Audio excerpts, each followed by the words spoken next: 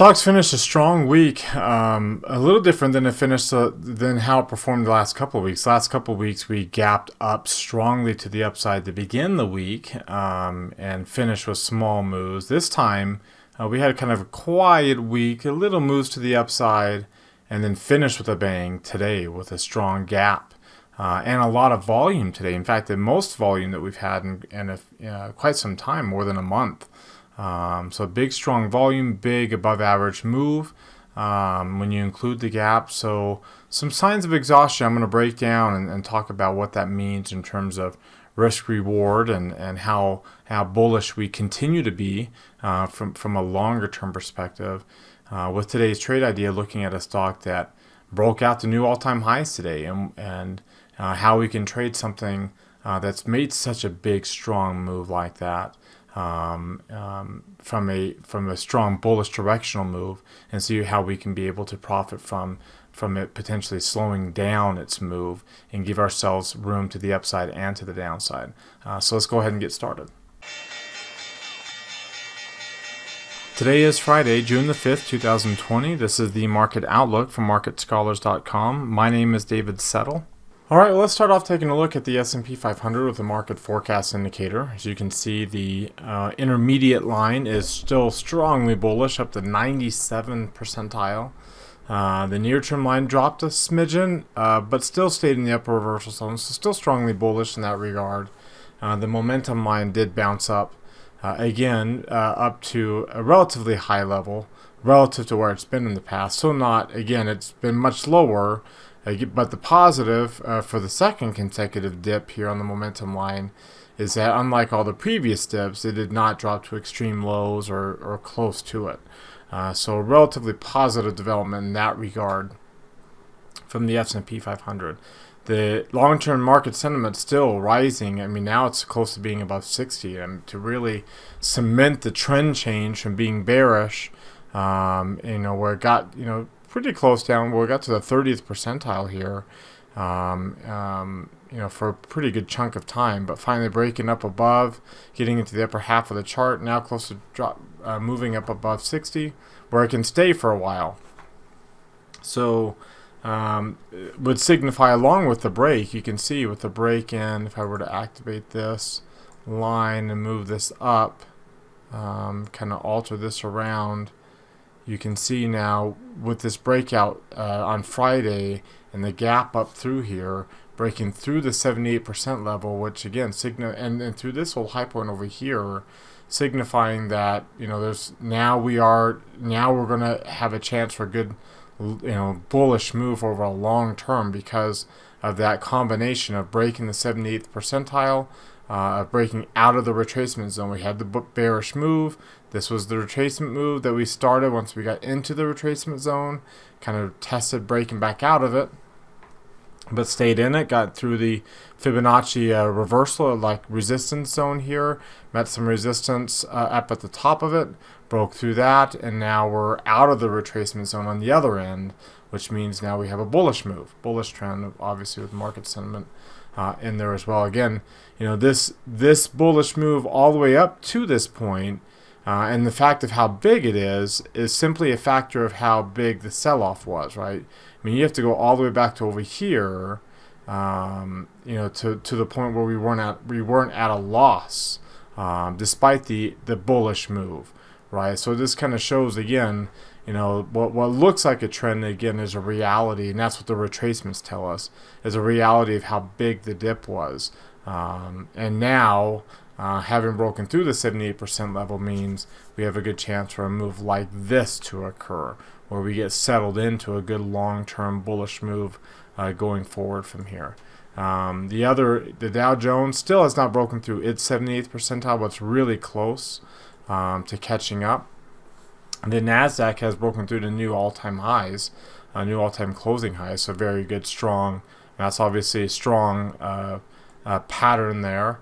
And then finally the Russell, which has been playing the most catch-up because it's been the most behind, it still has not crossed above its 78% in that old high, the corresponding high point over here.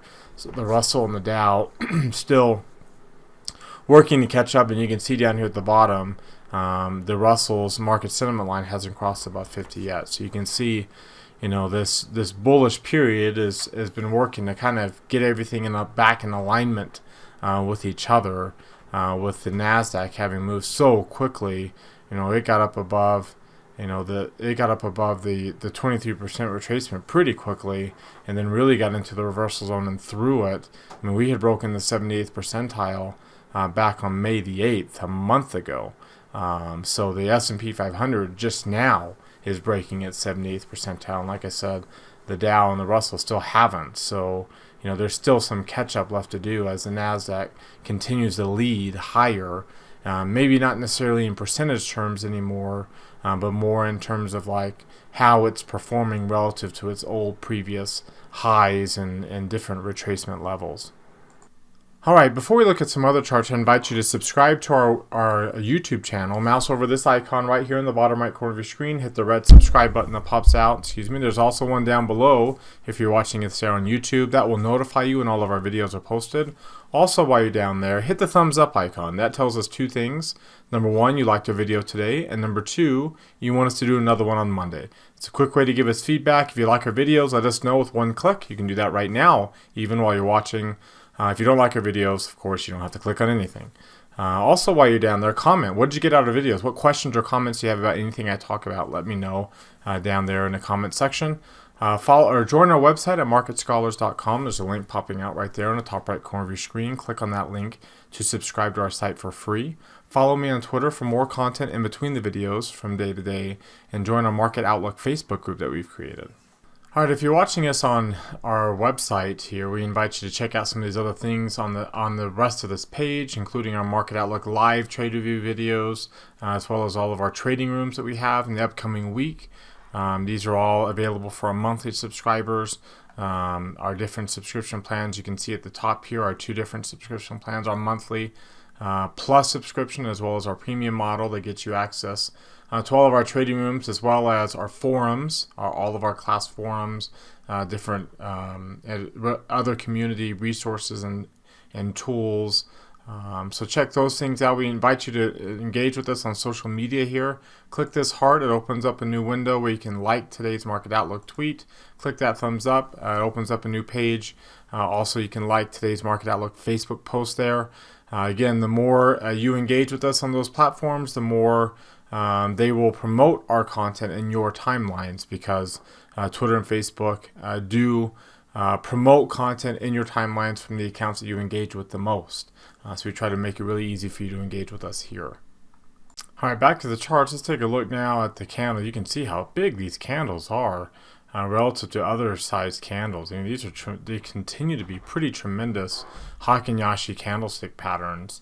It's again kind of we get these big ones coming off of big low points, but we had been kind of settling down, and then a new wave the last 3 weeks. In fact, saw that the last time we had 3 weeks, in fact the only time we've had 3 weeks like this where the S&P's gained 3% or more, is back in September of '82. The difference between that time and now is that time was the low point of all low points. The markets rallied off of that low for years, from 1982 all the way to 2000, essentially, to the peak in 2000. This is a little different because we've already been going. We haven't been in the bear market. Just to kind of give you an idea of what that 1982 time frame looked like. And let's actually go back to 1970. We'll go to that weekly candle here. So if I were to zoom in and go all the way out here to 1982, so there's the 3 weeks, the last 3 weeks right there, September of 1982, where we gained 3% or more. Big time move in the S&P 500, coming off of a year-long bear market, essentially, where we were trading below the 200-day moving average and had a death cross for that long. And you can see that kind of culminated this period in the 70s here, where things were pretty, from 1970 all the way to that point, we were pretty sideways. In fact, if I were to go back a little bit further, let's go back to 1965.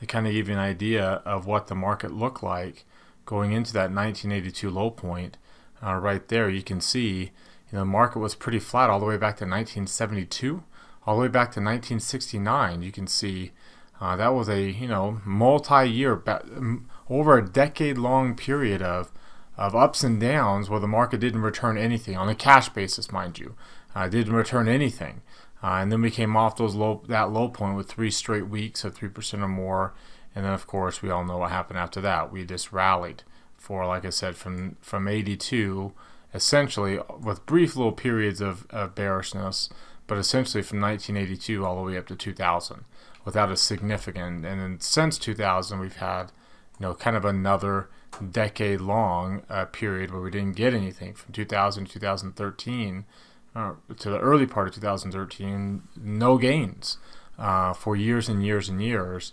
And since then, from 2013 on, it's been a straight run up.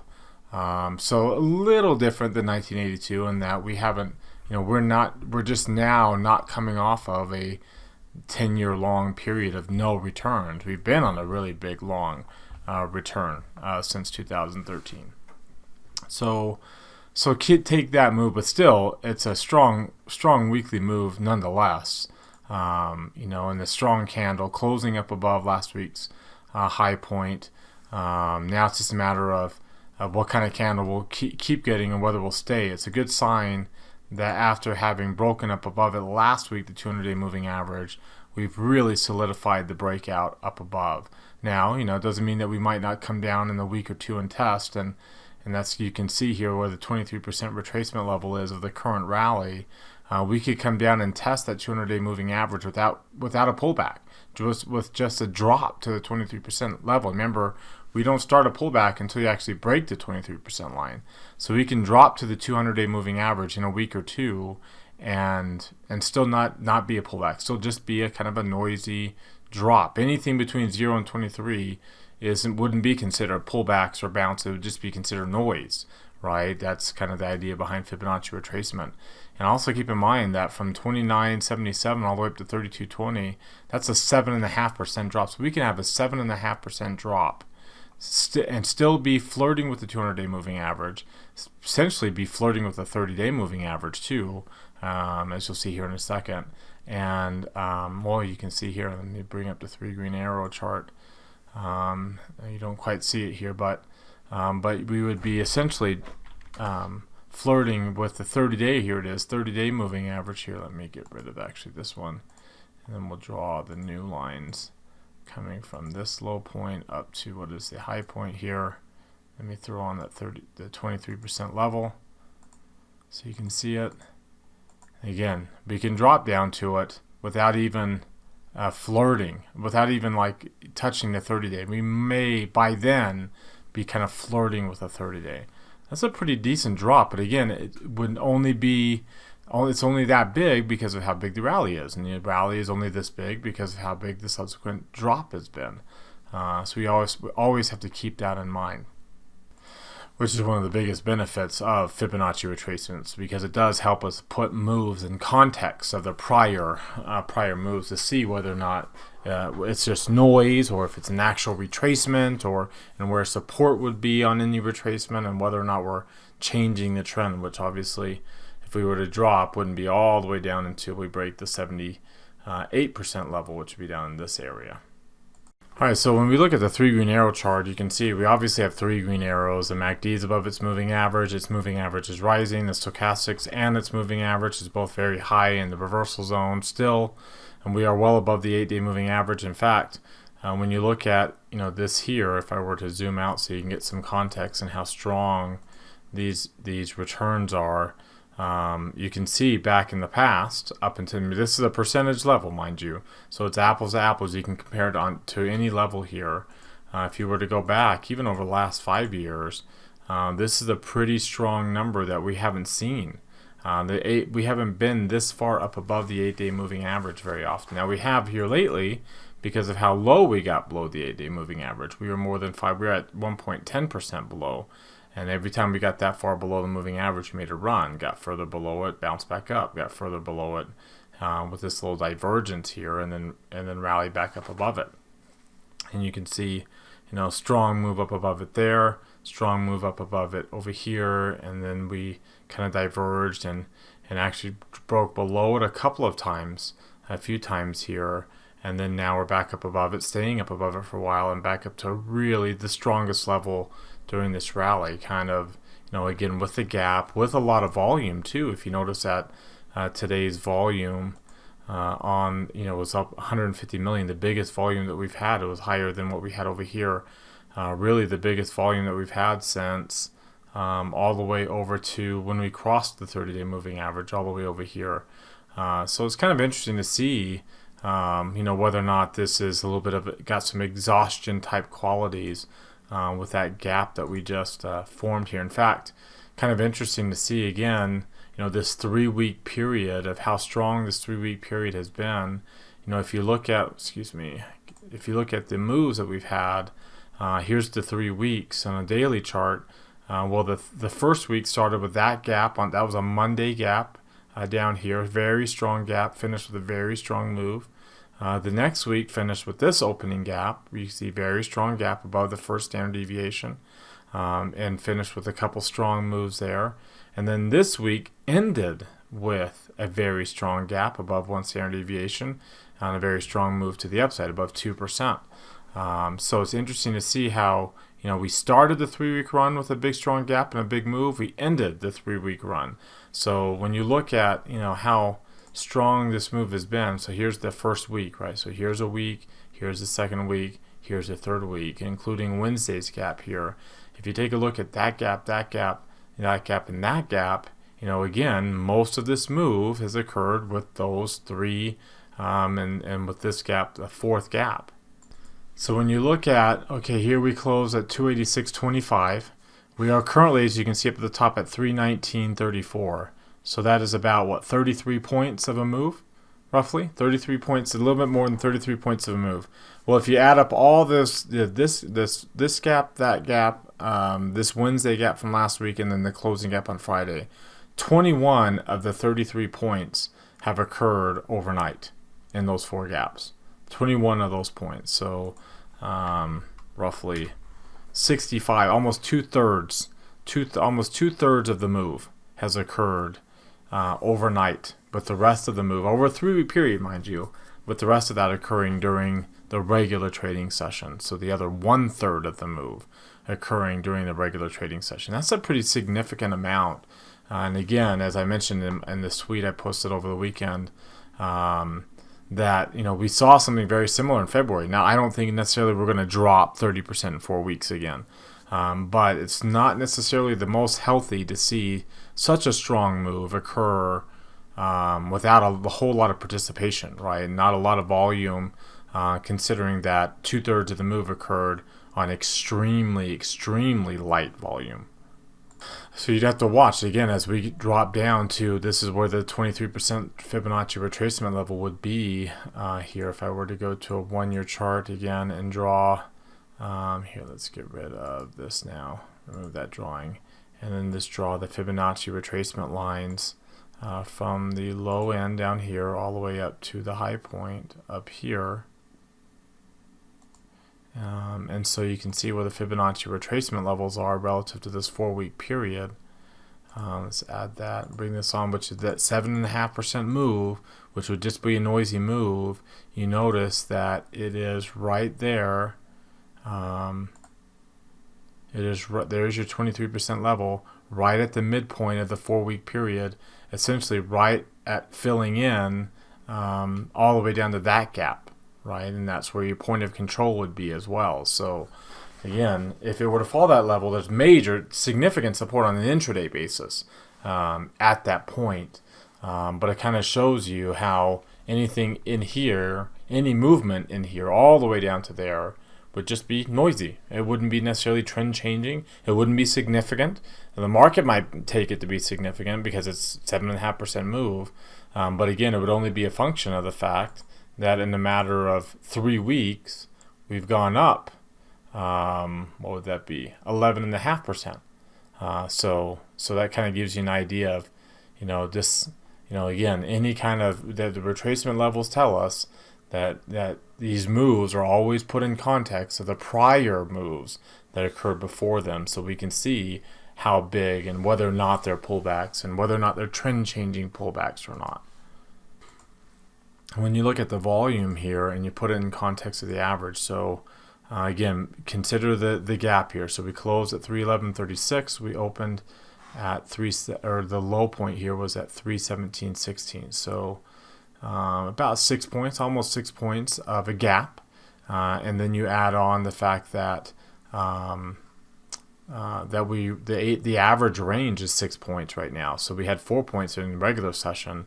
So the gap covered the average range, and then 4 points more went above the average. And then we also saw the volume, right? The volume was well above. In fact, the volume was 1.5 times the average, up to that 150 million mark. So when I put those numbers into context with their own averages, 150 million average trading volume is way up here. The trading range, including the gap, was way up here at the 10-point mark. That's why it's jumping up a little bit. So again, when these things go up, that's not exactly the most bullish sign. It's bullish when those numbers, these lines, are going down like they have been, not when they're turning up. So we'll see if this is just a one-day phenomenon. I mentioned to you before how significant it was for the trend to be as bullish as it is. And we've had a few kind of low readings that need to be fixed on the trend to get this to where this is a more reliable reading again. Obviously, when it's very hard for the trend to be at zero, and that's what's bringing the average down. But before that, as we were rallying, you can see how strong the average was to get to this point. Again, not the most bullish signs to see. That when you compare advanced decline ratios with advancing volume declining volume ratios, that your losers are losing more than your winners are winning, despite the fact that we are moving up during that kind of period. Finally, let's take a look at the volatility index, the VIX here. So the VIX having dropped yesterday, with the gap up, we gapped down the VIX, and we are finishing right below that 20% or 90% mark. So now the question is, you can see we closed down there on a weekly basis, and we've done it before. We closed below 90% on the week of May the 18th, where we started off the week with that strong opening gap.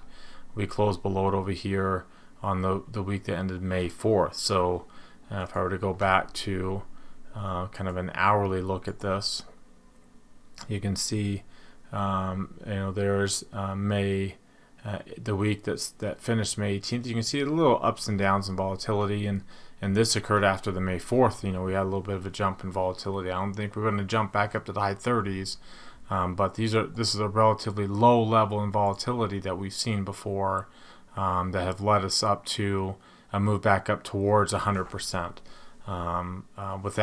Unless we can actually break down and confirm this breakdown of getting below 90% and maintain the bullish trend. So that's a very important thing to watch for in this upcoming week, is whether volatility will confirm this breakdown or not. So to summarize the technical outlook, again, before we look at some other charts here, again, we're still got a strong trend. Good signs of a trend reversal, good signs that other indexes are catching up. The risks in the short term, in terms of risk reward, are getting rather large. Like, again, we can have a pretty significant drop and not be within noisy levels, and not be indicative of a pullback, and definitely not indicative of a trend change. Just noise. When you start getting big moves that are just noisy, then okay, we have to be prepared for big. We've seen big moves to the downside. We've seen a subsequent big move to the upside, and we have to prepare for noisy moves to be relatively large too, because of how big these impulse moves have been. Which means we can move down to 23% retracement, which would be considered a noisy region.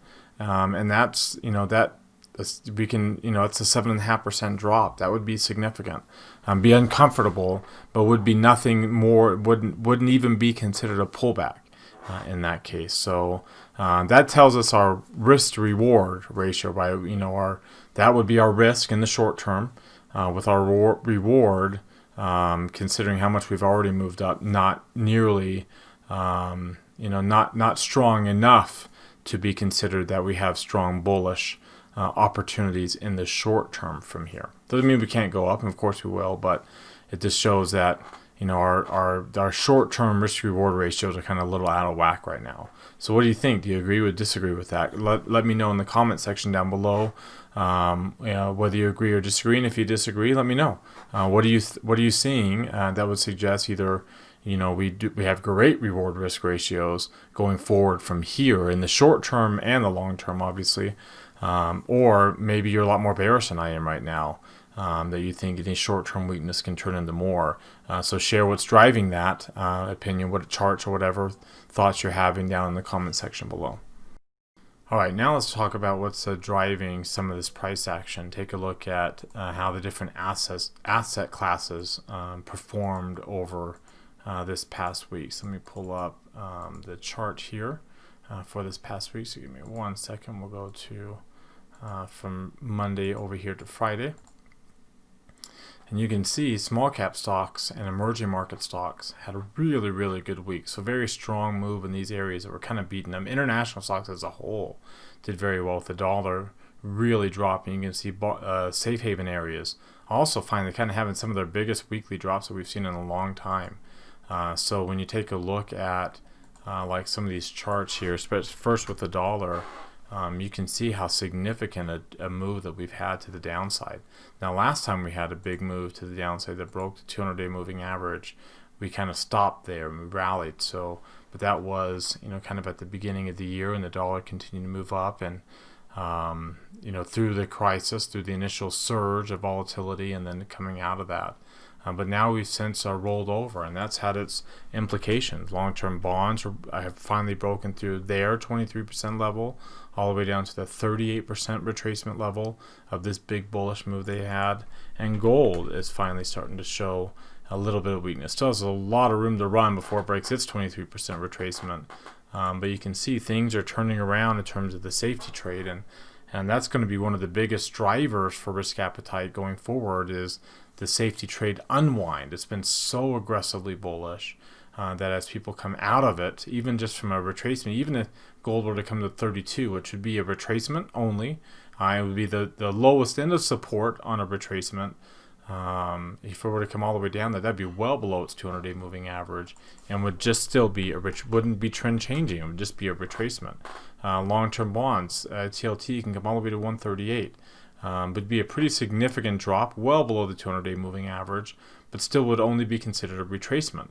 Nothing trend changing in terms of this long-term bullish trend that we have going on for it. So again, this is a reflection that this retracement and the unwind is a reflection of how significant the bullish move.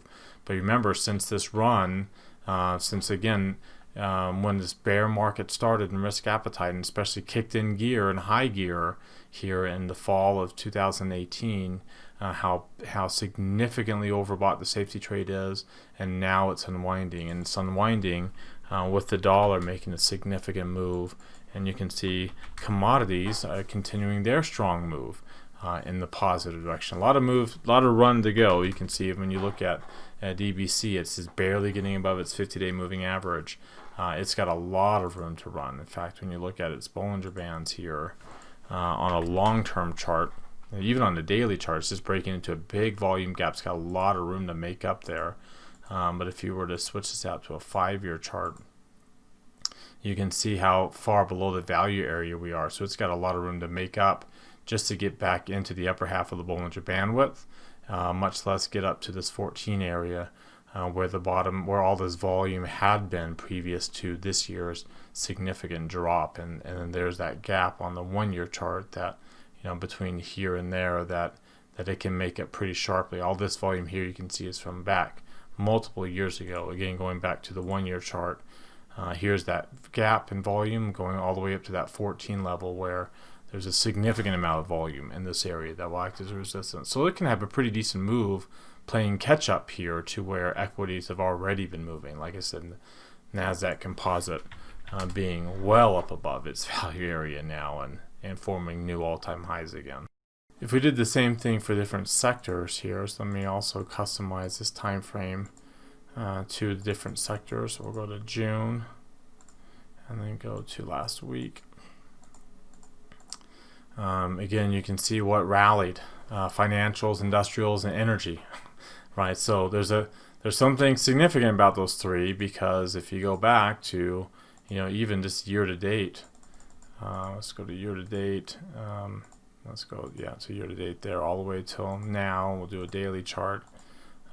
You can see they had been the biggest losers during the previous rally, which they lagged, and then the biggest drop where they had the biggest, some of the biggest falls, and they were underperformers.